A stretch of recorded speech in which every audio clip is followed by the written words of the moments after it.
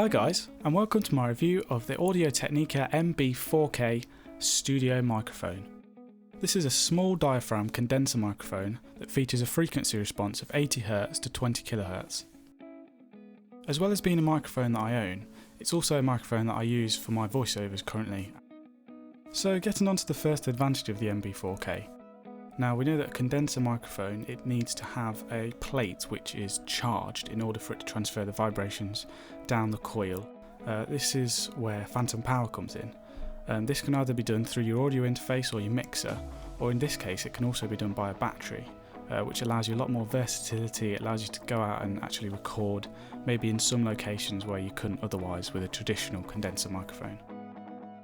Another advantage of the MB4K is the on and off switch featured on the microphone itself. This makes muting much easier without going into your DAW. The next advantage is a more technical one. This is to do with SPL, or sound pressure level. This is how much volume or loudness the microphone can stand before it starts to distort. In this case, the maximum sound pressure level is 137 dB.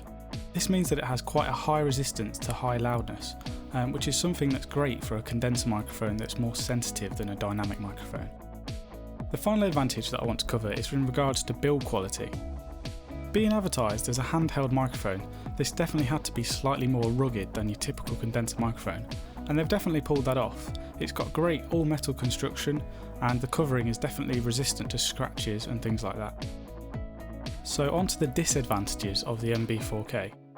I briefly mentioned earlier that the plate of the condenser microphone needs to be charged in order for it to transfer a signal to the copper wire and vibrate in the diaphragm. One thing that a lot of people might not notice is that the impedance of the microphone goes up when using the battery rather than 48V phantom power from your mixer or your audio interface. This might not be a problem in a lot of situations, but when you're really recording something quiet, it might have an effect because you won't be able to get as much loudness out of the microphone. To add to this, there's only a fixed cardioid polar pattern, which means that it only picks up sounds that are directly in front of the microphone. This could potentially be a disadvantage because if you want to record something omnidirectional, you're going to need multiple sets of microphones or a different one completely.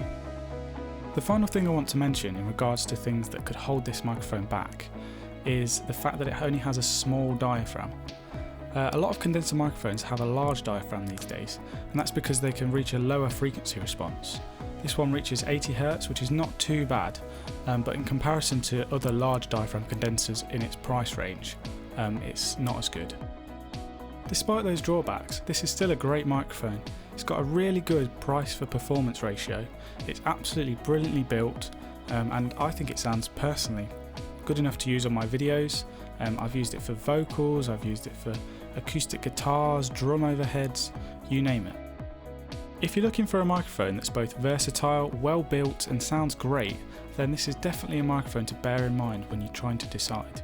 However, if you're looking for something that's got more features and a wider frequency range, I would look at large diaphragm condenser microphones, and you're probably going to pay a bit more as well.